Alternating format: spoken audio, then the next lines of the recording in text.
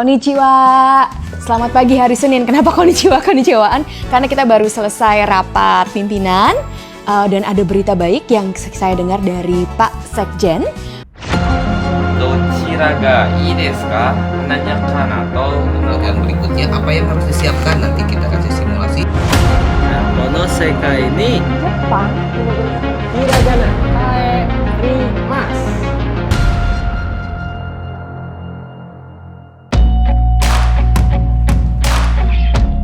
Jepang sedang kekurangan tenaga kerja. Ada tantangan-tantangan demografi yang mesti dihadapi serius. Jumlah penduduk usia lanjut semakin banyak, sementara penduduk berusia produktif kian menyusut. Akibatnya, sejumlah sektor membutuhkan tambahan tenaga kerja.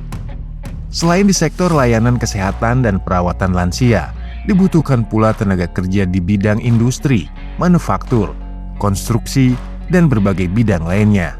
Tak heran, Jepang membutuhkan warga asing sebagai solusi atas kebutuhan tenaga kerja.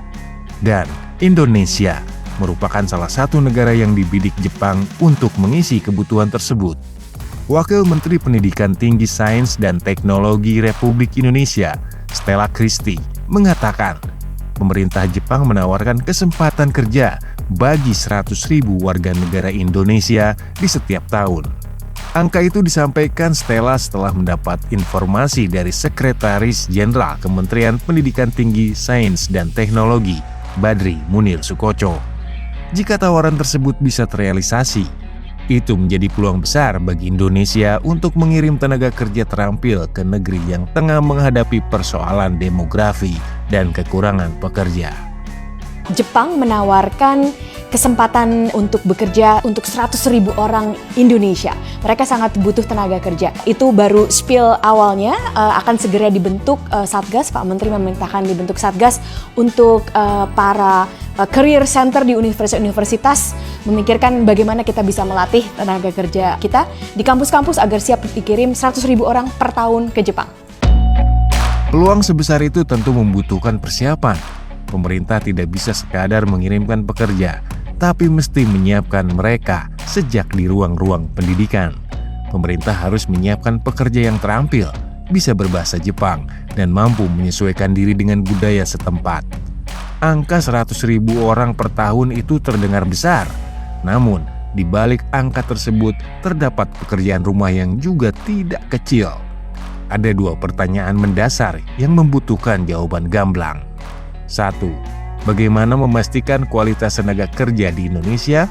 2. Bagaimana memastikan pekerja Indonesia mendapatkan perlindungan? Jika pemerintah ingin mengirim tenaga kerja dalam jumlah besar, maka ekosistem persiapannya juga harus besar.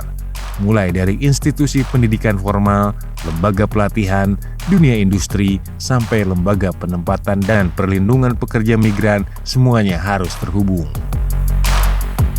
Gonihongo.id hadir untuk memenuhi salah satu ekosistem tersebut. Sebagai lembaga pelatihan bahasa Jepang berbasis virtual, Gonihongo mengintegrasikan Learning Management System alias LMS sehingga para peserta dapat mengakses materi pelatihan, modul pembelajaran, video pembelajaran, latihan interaktif, hingga evaluasi kompetensi secara fleksibel. Selain dibimbing para pengajar atau sensei berpengalaman, belajar daring di Gonihongo pun didampingi koordinator kelas yang berperan sebagai fasilitator pembelajaran dalam memaksimalkan semua fitur yang ada dalam LMS hingga belajar tatap muka melalui live class. Gonihongo merupakan lembaga pelatihan yang mengembangkan sistem terintegrasi dengan memadukan kurikulum berbasis standar kompetensi kerja nasional Indonesia atau SKKNI, metode pelatihan berbasis kompetensi, serta pendekatan pembelajaran yang berorientasi pada praktik komunikasi dan kesiapan kerja.